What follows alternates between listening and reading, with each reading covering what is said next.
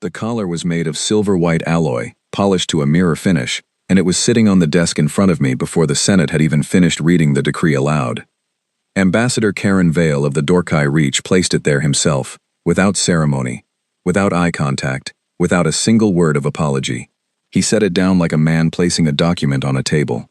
Routine. Expected. Final. The collar had a small blue light on its clasp, which I later learned meant it was already linked to a central registry.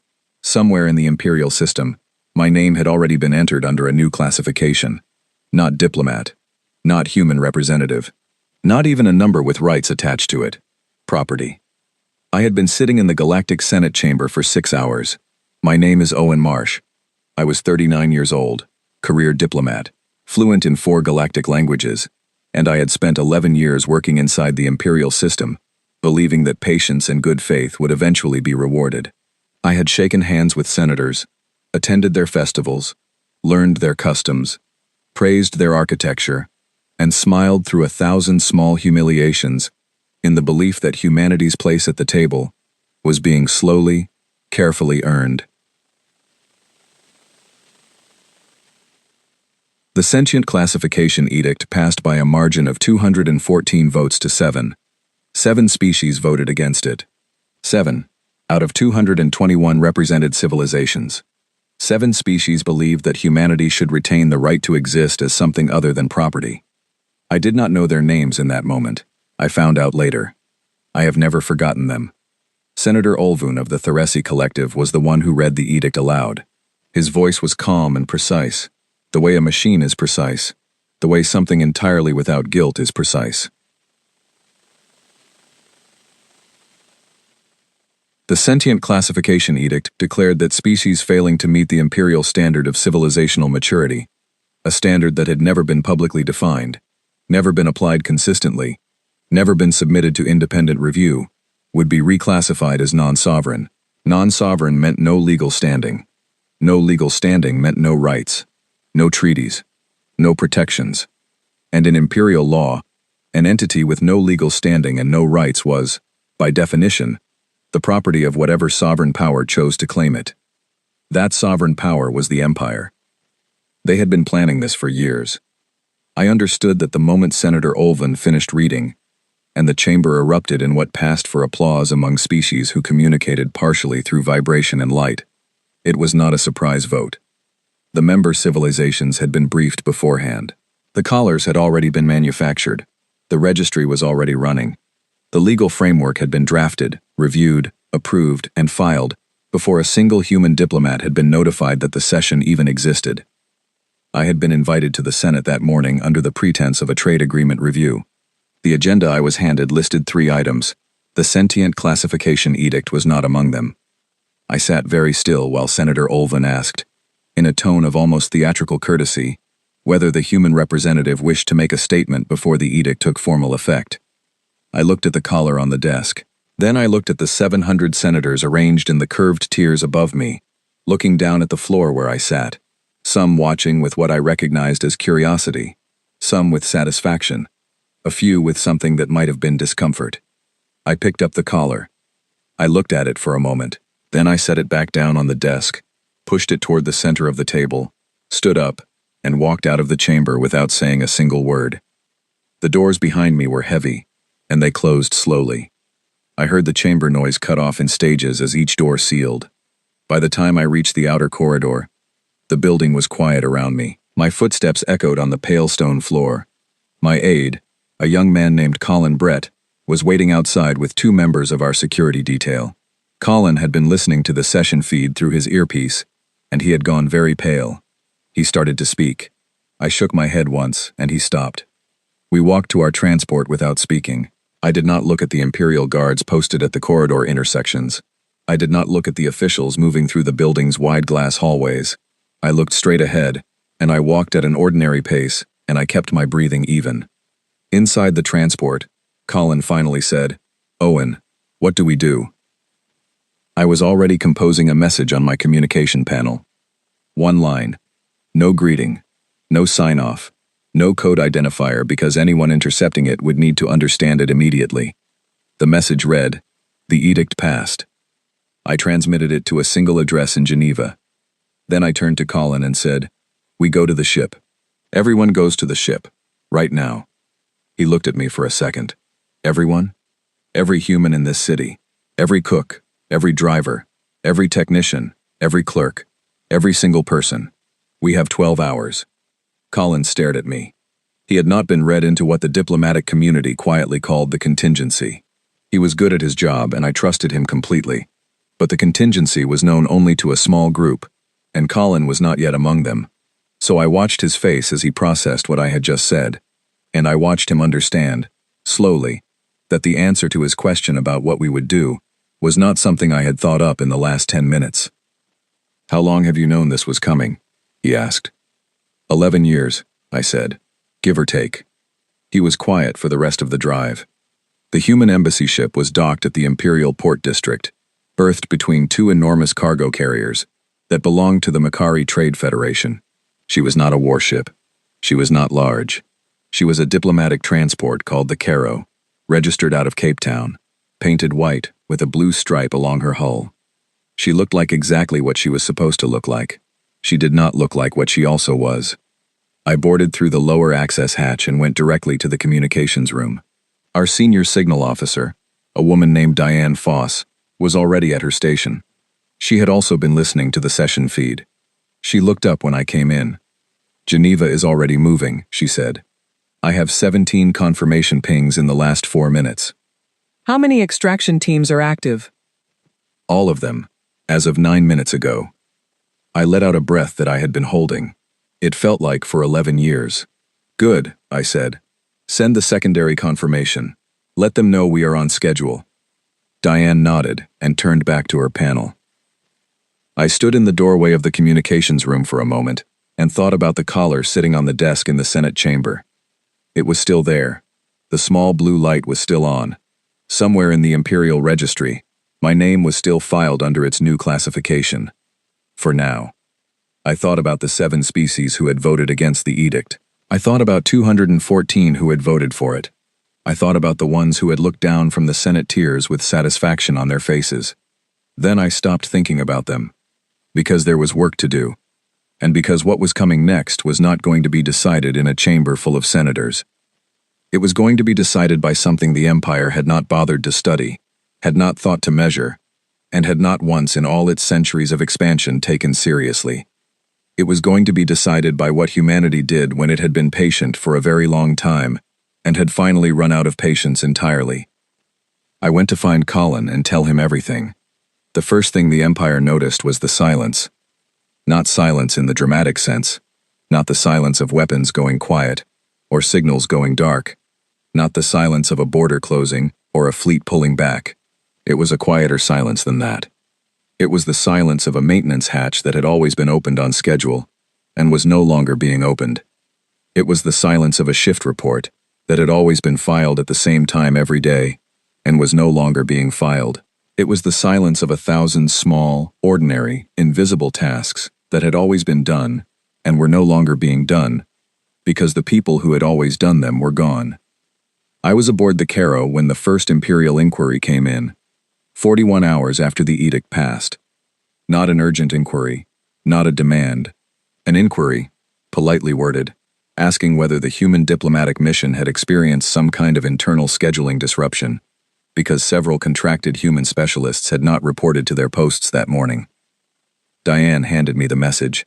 I read it. I set it aside without responding. By then, we were already 3 days into what we called the quiet. The quiet had been planned for 11 years. It had been rehearsed in segments, tested in parts, modified and refined, and corrected over more than a decade of careful preparation by a small group of people who had watched the Empire expand and had understood, long before most, what expansion of that kind eventually required. Empires did not expand forever and then stop. Empires expanded until they encountered something that stopped them, and until that moment arrived, they classified and categorized and organized everything they touched into hierarchies that served their own convenience. Humanity had been patient. Humanity had learned the language, attended the ceremonies, filed the forms, signed the agreements, and built, quietly, over 11 years, the architecture of a withdrawal so complete that it would leave no trace that could be grabbed, no handle that could be used to pull them back. Every human specialist working in Imperial space had a standing order, delivered through a chain of contact that the Empire could not monitor, because it did not use Imperial communication infrastructure. The order was simple. When the signal came, you finished whatever you were in the middle of, you secured whatever needed to be secured, so that it would not cause immediate harm when you left, and then you walked away. You told no one you were leaving. You filed no paperwork. You sent no formal notice. You simply were there, and then you were not. I knew the numbers. 43,712 human specialists had been living and working in Imperial space at the time the edict passed. Scientists, engineers, physicians, navigators, logistics coordinators, agricultural technicians, communications specialists, software architects, structural analysts, medical researchers, translation experts. Some of them had been in Imperial space for decades. Some had built careers there, learned languages there, made friendships that they would now be leaving behind. Every one of them walked away within 72 hours of the signal. I know how that sounds. I know it sounds impossible. It was not impossible because it was not improvised. The extraction corridors had been mapped years in advance. The rendezvous points had been established and maintained and tested. The cover identities and exit logistics had been coordinated with a precision that had required years of work by people whose names will likely never be publicly known. When the signal went out, a machine that had been quietly assembled over more than a decade simply turned on and ran exactly as designed. The Empire did not know it was happening until it was nearly complete. By the time the second Imperial inquiry arrived, 72 hours after the first, the tone had changed. It was no longer politely worded. It requested an immediate meeting with the senior human diplomatic representative to discuss what it called an unauthorized mass departure of contracted personnel. The language was still formal, still structured, still careful. But underneath the formality, something else was there. Something the Empire was not accustomed to feeling. I did not respond to that inquiry either. On the fourth day after the edict, I received a personal message from Colin. He had gone out on one of the earlier extraction transports and was now at a relay station on the edge of human-controlled space, coordinating the arrival of personnel coming in from across the Empire. He told me that the mood among the evacuees was difficult to describe. Not frightened exactly, not angry exactly.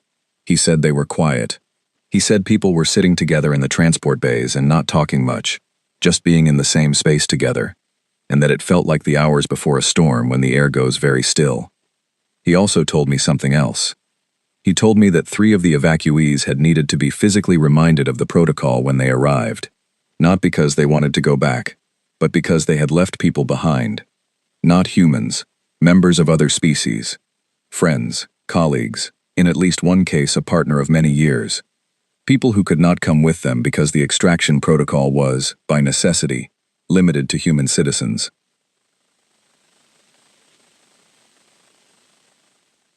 I thought about that for a long time. Then I put it aside, because there were more immediate things requiring attention. The Imperial infrastructure problem had begun showing itself in earnest by the 5th day. The Empire was vast, and it was old, and it had a governing philosophy that was, in many ways, genuinely impressive. It had built systems, institutions, and processes that had survived for centuries. What it had not done, what it had never needed to do, was examine very carefully which parts of those systems were genuinely self-sustaining, and which parts were self-sustaining only because a category of people it had just legally reclassified as property had been quietly, invisibly maintaining them. The answer, as it turned out, was a significant number of parts. The targeting and navigation software running on approximately 40% of the Imperial Navy's active fleet had been originally architected by a human contractor named Paul Avery. Paul had been working for the Empire for 19 years. He was a quiet, methodical man who was genuinely brilliant at his work, and who had, over 19 years, come to understand the Empire's military systems better than most of the Empire's own engineers. Paul had also, 11 years ago, been one of the first people read into the contingency. Paul had not sabotaged anything. He had not planted a weapon, had not installed a trap, had not done anything that could be described as an act of aggression. What Paul had done was build his systems with a particular architecture, an architecture that required periodic recalibration inputs that only someone who understood the system at his level could correctly provide. He had provided those inputs, without fail, every 93 days for 19 years. He had stopped providing them when he walked away. The recalibration window came due, 8 days after the edict passed. Imperial engineers discovered the problem when 17 warships in the Cathara sector suddenly found that their targeting systems were producing outputs that were, according to the Empire's own diagnostic tools, perfectly normal, and, according to actual testing against known reference points, off by margins that ranged from 3% to 41%. The ships were not disabled. They were not destroyed. They were simply, quietly, subtly wrong in a way that made them unreliable. I learned about this from a source inside the Imperial Technical Services Division who sent a message through a channel that our intelligence team had maintained for years without the Empire's knowledge. The source described the mood in the technical division as something close to panic, not because they were under attack, but because they could not find where the problem was. Paul's architecture was elegant and clean, and completely opaque to anyone who had not built it from the ground up. They would eventually solve it. Engineers always solved things eventually, but it would take months, and during those months, a substantial portion of the Imperial fleet would be operating at reduced reliability.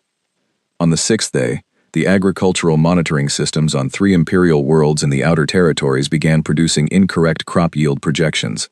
On the 7th day, a medical diagnostic platform used across 47 Imperial facilities went offline because the license renewal had been tied to an account that no longer existed. On the 8th day, the Empire's largest xenobiological research station on Tharos 4 lost the entire dataset from its 17-year longitudinal study when the storage management system ran a routine process that had, for 17 years, been manually overridden by a human data specialist who was no longer present to override it. None of these things were catastrophic on their own.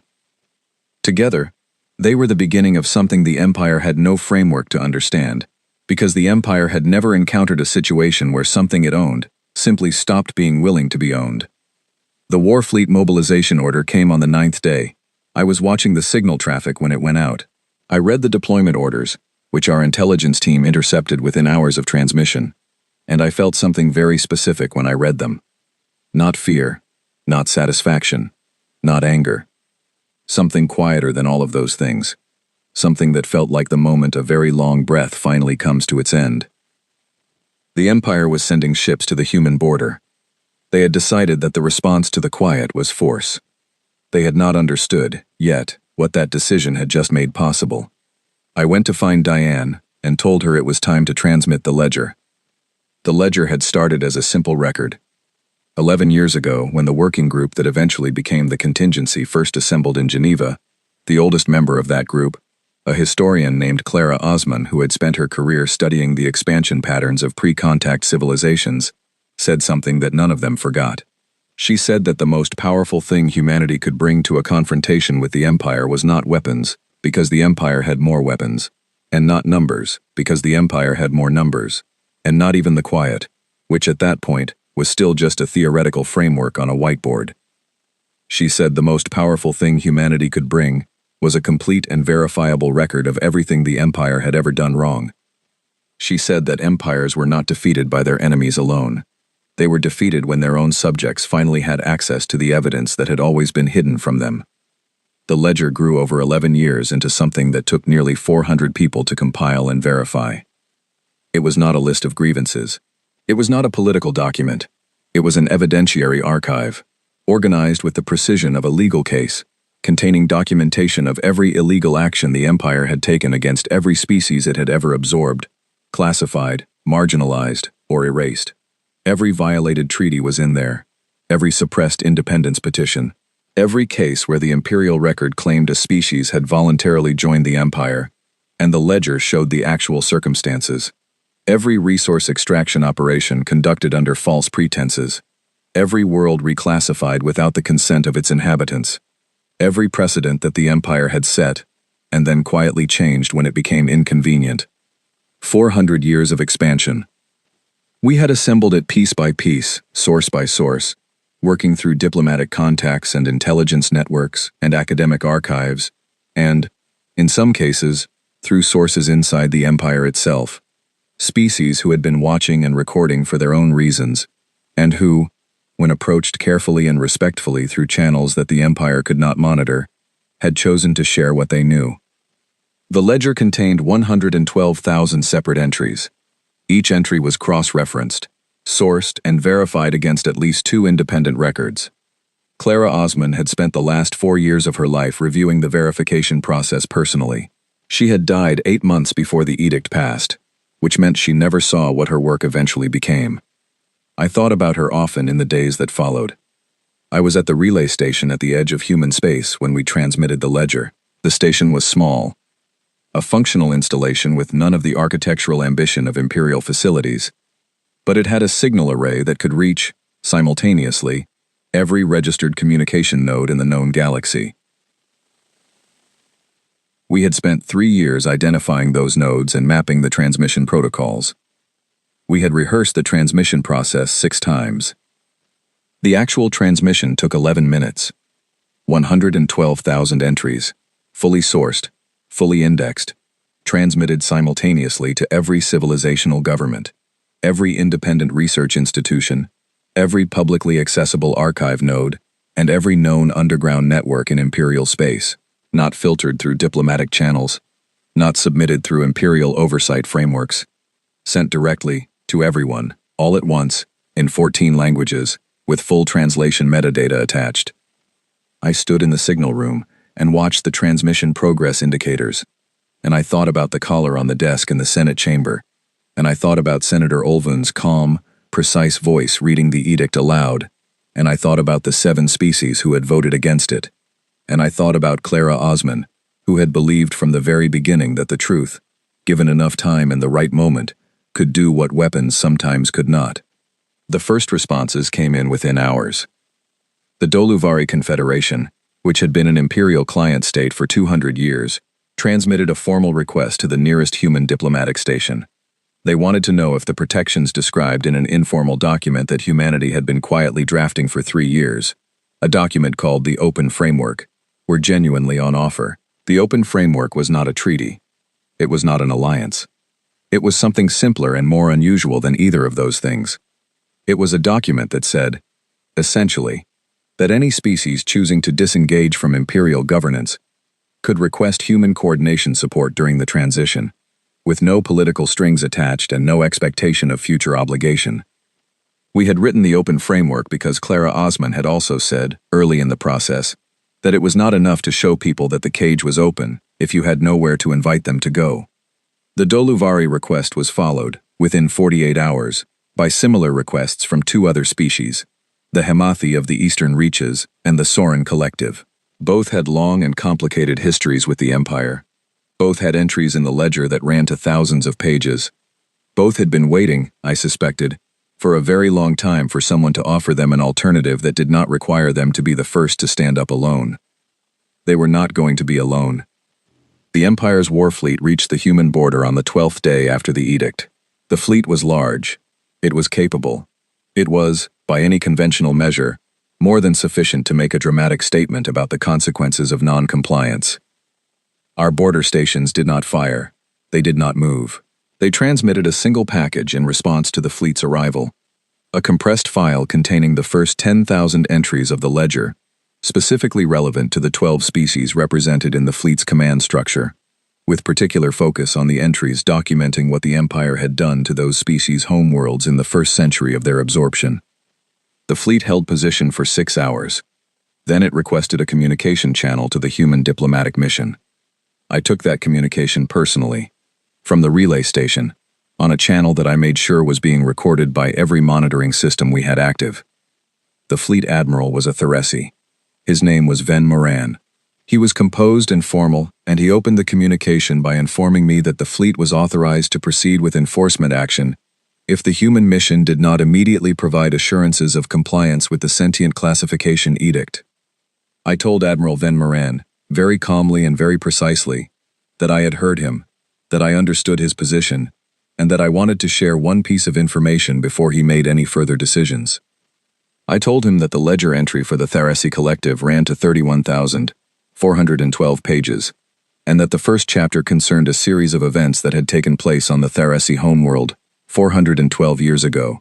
Events that the imperial record described as a voluntary integration process, and that the ledger documented, with primary sources from Tharesi archives that had been considered destroyed, as something considerably different. I asked Admiral Van Moran if he would like me to transmit that chapter to his personal communication log for his private review. There was a silence that lasted almost 40 seconds. Then Admiral Van Moran closed the channel. The fleet did not advance. For 4 days, it simply held position at the border, and during those 4 days, the ledger continued to circulate, and the request to the open framework continued to come in, and 3 more client civilizations formally requested transition coordination support, and the Empire made no public statement of any kind. On the 17th day after the edict, the Empire fired. Not at a military target, not at the relay station, at a human monitoring outpost positioned 7 light minutes inside the border, a small installation with a crew of 9 support personnel, and a team of 54 long-range observation specialists. The installation was called Marker 6. It had been in operation for 12 years. It was not armed. It posed no conceivable military threat. The Empire fired on Marker 6 with 3 warships, and destroyed it completely, in under 4 minutes. 63 people. I was in the relay station's communication center when the report came in. I read the casualty count twice. I set down the communication panel. I stood very still for about 10 seconds. Then I sent one message to Geneva. It said, "They fired." The response came back in 40 seconds. It said, "We know. It is already done." I did not know what was coming.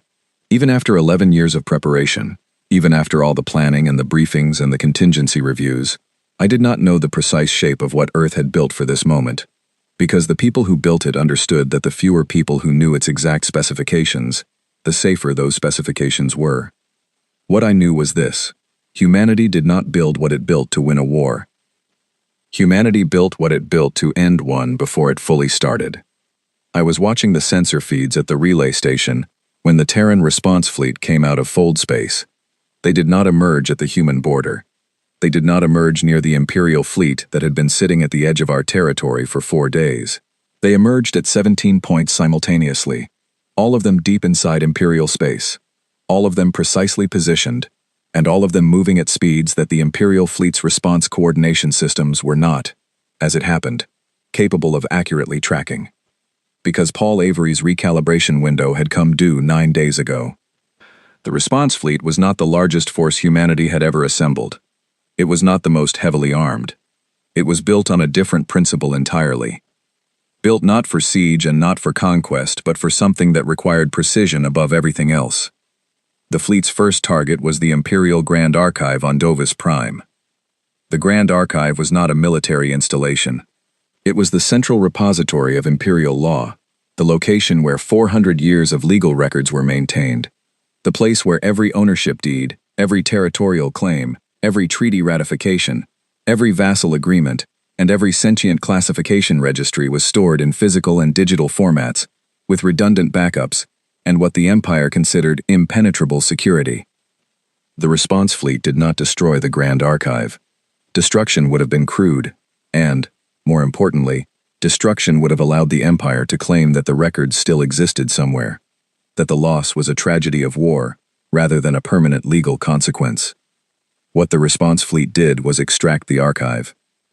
Every data core, every physical document secured in conditions-controlled storage, every backup system, and every backup of the backup.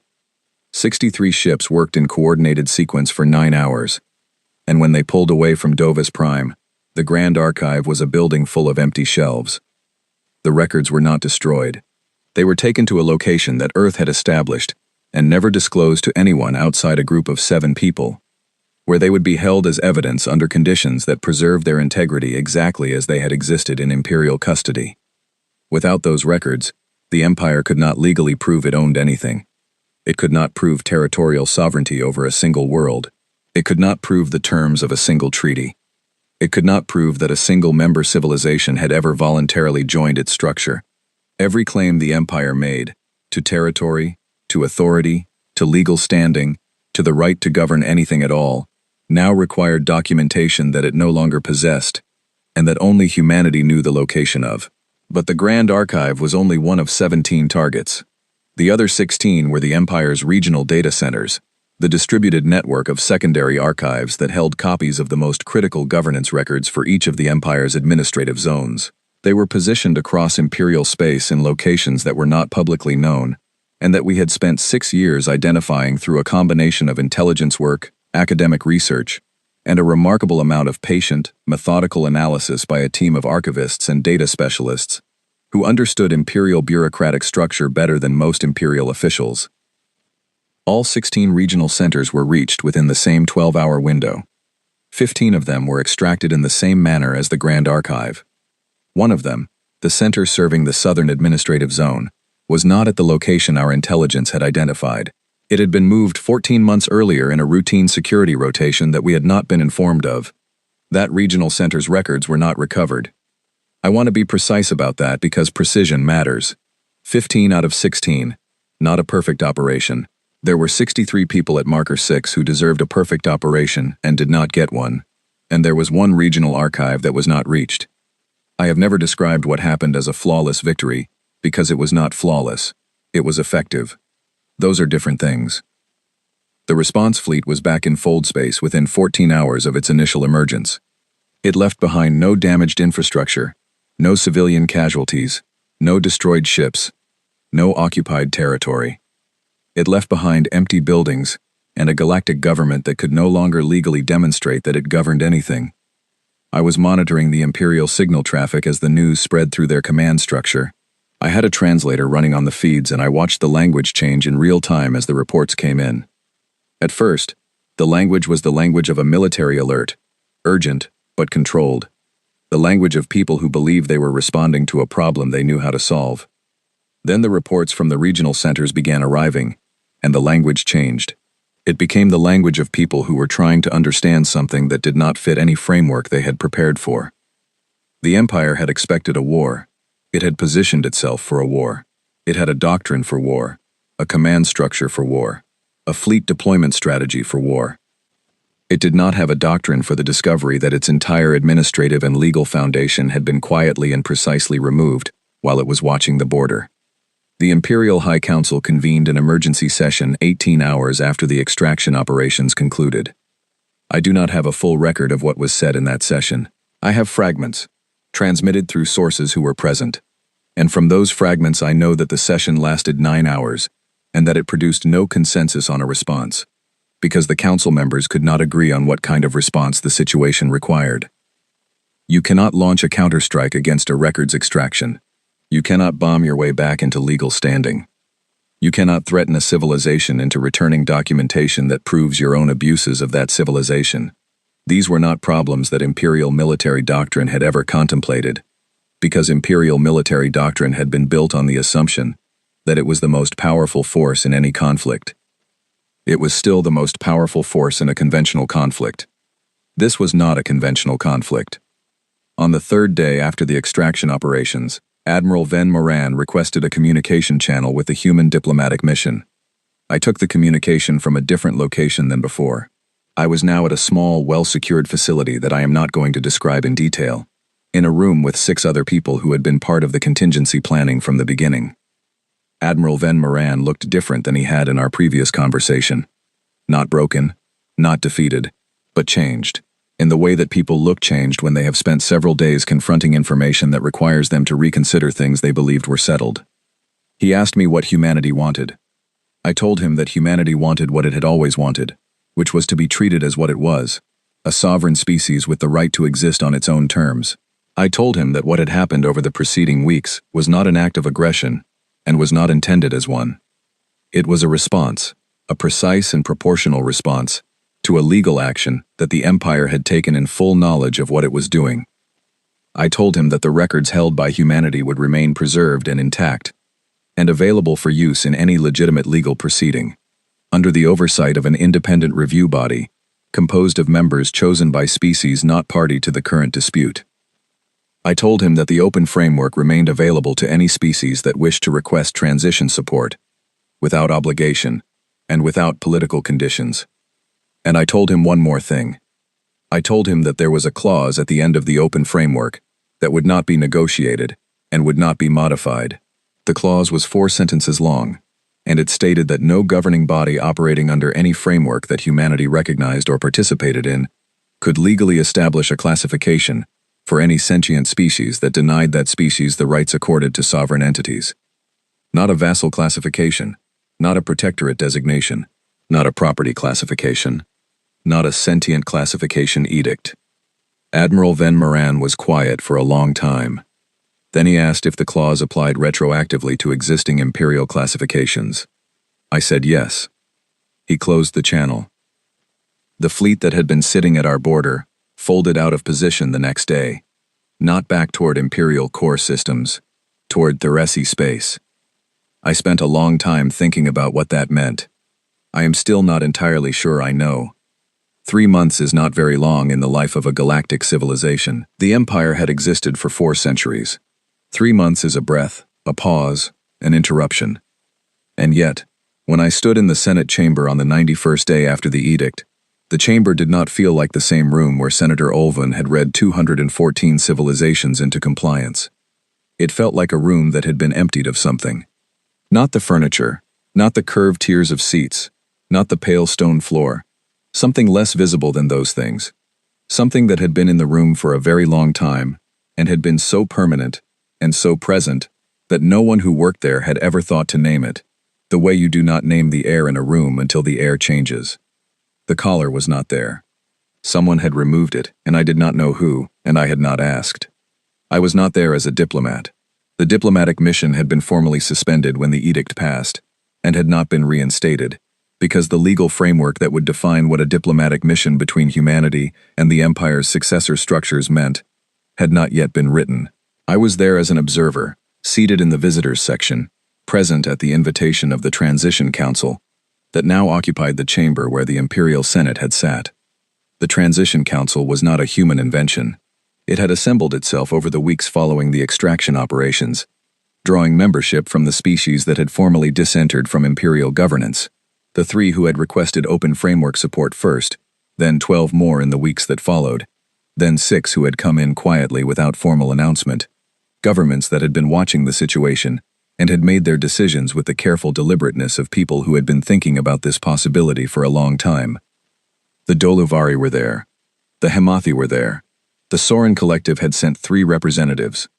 There were faces I recognized from years of diplomatic work inside the Empire, and faces I did not know at all.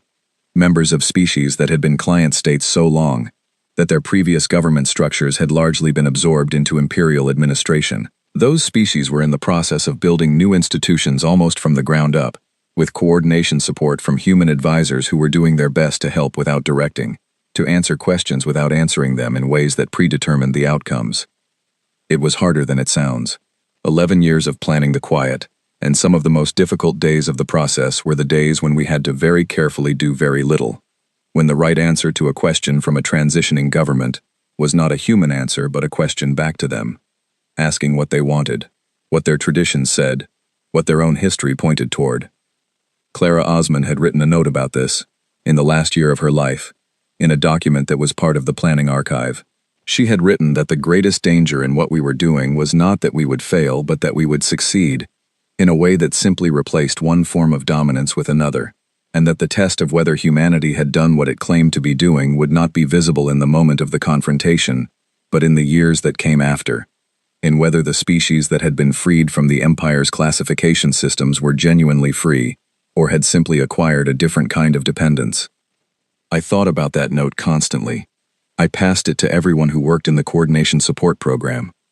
I asked them to read it regularly, and to ask themselves, honestly, whether the work they were doing was serving the answer Clara had hoped for. The Transition Council session I attended that day was not dramatic. It was, in fact, almost painfully procedural. There were reports from working groups. There were questions about administrative timelines. There were debates about the order of items on an agenda that was itself still being finalized.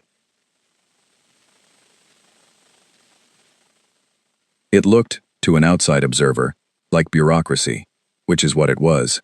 the bureaucracy of a new thing being built by people who were learning as they built. But at the end of the session, the council chair, a Doluvari woman named Sarah Voss who had spent 40 years in Imperial administrative service, and who had been one of the first people to transmit a request to the open framework, brought forward a single item. She said it was not technically on the agenda, that it had been added that morning, but that the full council had agreed it should be addressed before the session closed. She said that she wanted to formally enter into the Transition Council's founding record, a text that had been submitted for consideration as a foundational principle. She read it aloud. It was 4 sentences. No governing body operating under frameworks recognized by council member species could establish a legal classification for any sentient species that denied the rights accorded to sovereign entities. Not a vassal classification, not a protectorate designation, not a property classification. The vote was unanimous. Sarah Voss set down the document and looked across the chamber, and for a moment her eyes landed on the visitors section, on me. I do not know if she could see me clearly from that distance. I do not know if she intended to look in my direction specifically, but our eyes met for a second, and she held the look for a moment before turning to the next item.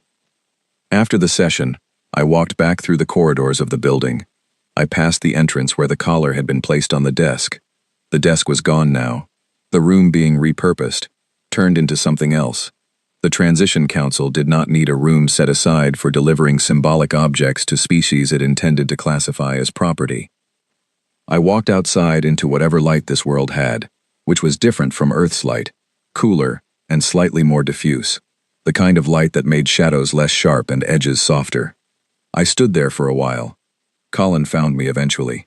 He had come out to the Transition Council as part of the coordination team, and he had been in the building all day, working with a group of Hamathi legal scholars on documentation procedures. He looked tired in the good way, the way that means work has been done.